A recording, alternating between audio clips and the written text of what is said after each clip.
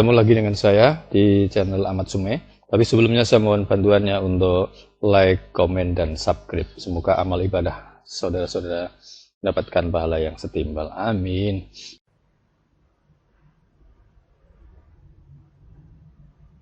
Sekarang jurnal pembayaran beban atau biaya-biaya yang harus ditanggung oleh perusahaan. Pembayaran beban. Ya. Kasusnya, transaksinya 1 Maret 2020 dibayarkan beban atau biaya-biaya perusahaan secara kas atau dengan kas sebesar 7,5 juta rupiah. Jurnalnya adalah karena membayar dengan kas berarti kasnya berarti akan ada di kredit. Maka kita tulis dulu di kredit menjadi kas. Dibayar dengan kas berapa? 7,5 juta, 7.500.000 rupiah. Nah, sedangkan perkiraan satunya adalah yang dibayar apa? Beban. Beban atau langsung aja biaya. Biaya apa? Misalnya biaya telepon sebesar 7.500.000 rupiah. Nah, begitu. Nanti sederhana kan?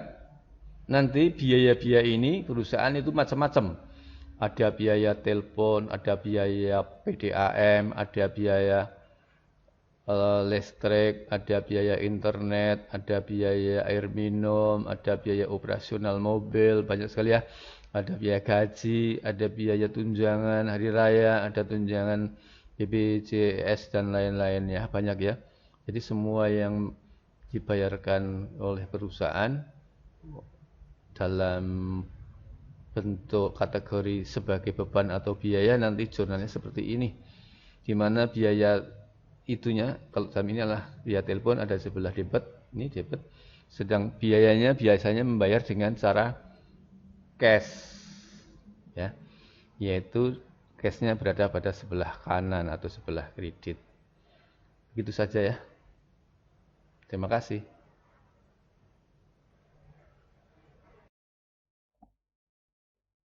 Sekarang beralih ke biaya yang dibayar di muka atau biaya yang terbayar untuk bulan Januari dan seterusnya pada tahun berikutnya karena telah membayar selama 1 tahun.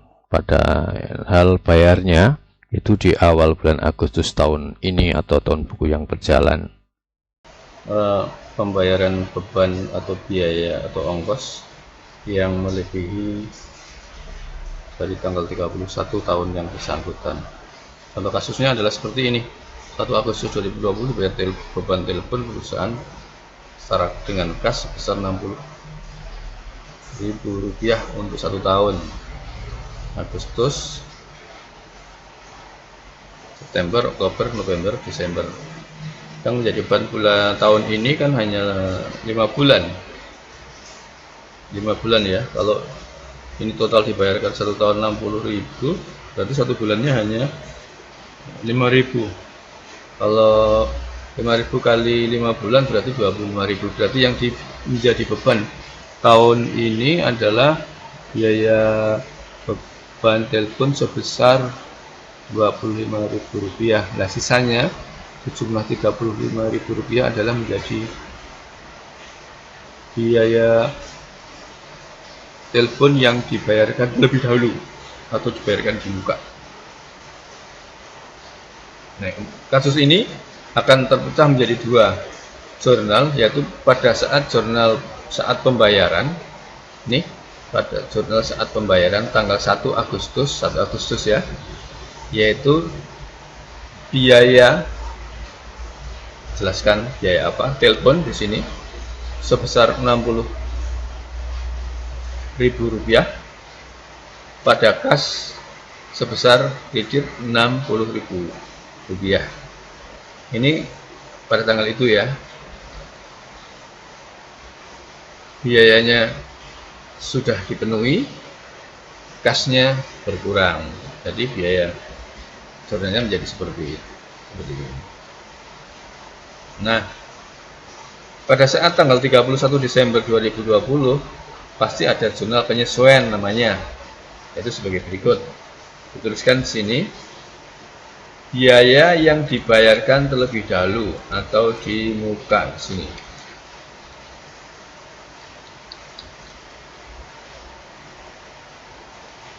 Berapa? Rp35.000, yaitu yang dibayarkan untuk bulan Januari, Februari, Maret, April, Mei, Juni, Juli, 7 bulan kali 5 sebesar Rp35.000. Terus saat ini kan kita sudah tidak lagi mengeluarkan kas. Nah, akun tandingannya adalah untuk biaya telepon, yang artinya ini hampir sama, mirip-mirip dengan kita punya piutang yang sudah dibayarkan, tetapi perkiraannya atau akunnya kita tidak boleh menggunakan piutang. Yang lazim adalah biaya yang dibayarkan, ya telepon ya, biaya telepon yang dibayarkan di muka sejumlah Rp35.000 pada biaya telepon sejumlah Rp35.000. Nah, kenapa ini 35 ya, tadi ngitung biaya yang dibayarkan yang masih menjadi hak kita sebetulnya. Itu ya, paham? Semoga paham dan bermanfaat. Terima kasih. Kalau sekarang beralih ke jurnal pendapatan, baik itu yang sudah dibayar dengan menyertakan potongan pajaknya atau yang belum. Berikutlah videonya, perhatikan. Terima kasih atas subscribe dan komen dan like-nya. Pada kesempatan kali ini kita akan membahas tentang jurnal pendapatan. Perusahaan dalam segala usahanya pasti mempunyai pendapatan ya. Ingat, dalam pendapatan itu pendapatan bisa bermacam-macam. Ada pendapatan dari usaha, ada pendapatan dari bank, ada pendapatan apalagi lah. Pendapatan itu biasanya ada yang kena pajak dan ada yang tidak kena pajak.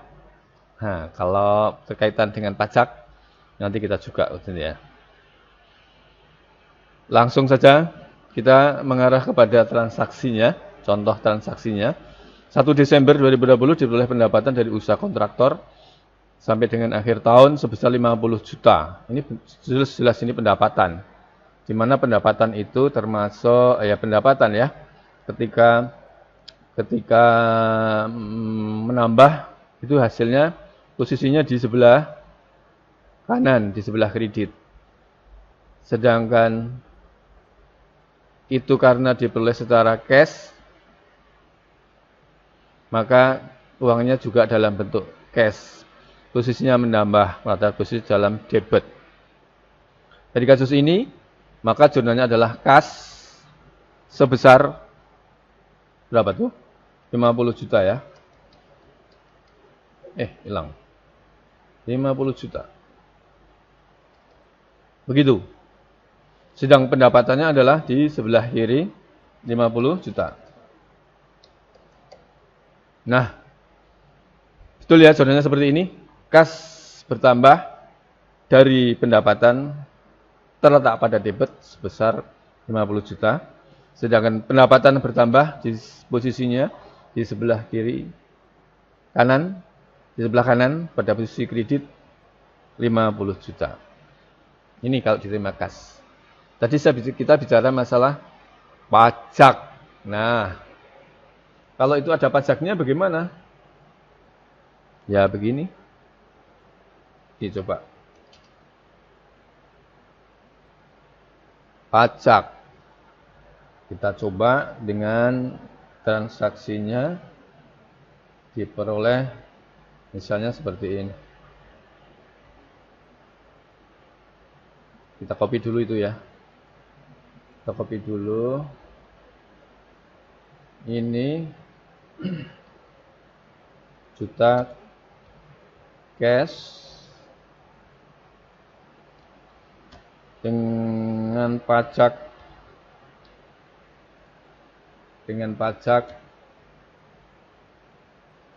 cashnya bukan di situ, terkena pajak bukan dengan pajak. belum kena pajak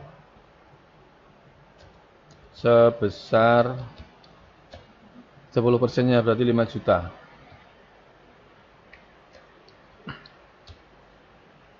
Pendapatan sama 1,5 ya? Ya udahlah nggak apa-apa 5 juta. 5 juta. Maka cashnya pendapatannya kan tetap sama. Pendapatnya adalah 50 juta.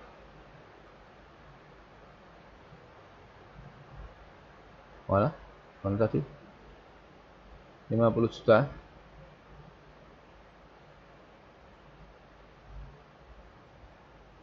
Ini pendapatan. Ini pajak dulu. Pajak pendapatan. Ini aja dapat. Cashnya terimanya tinggal 45 juta. Sedangkan pajaknya 5 juta. Tapi pendapatan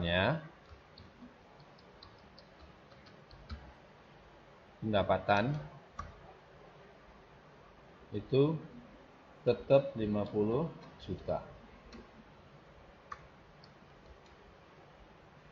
50 juta ya.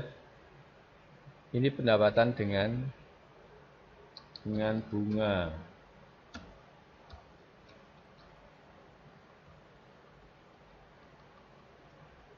Pendapatan dengan bunga. Nah, inilah transaksinya.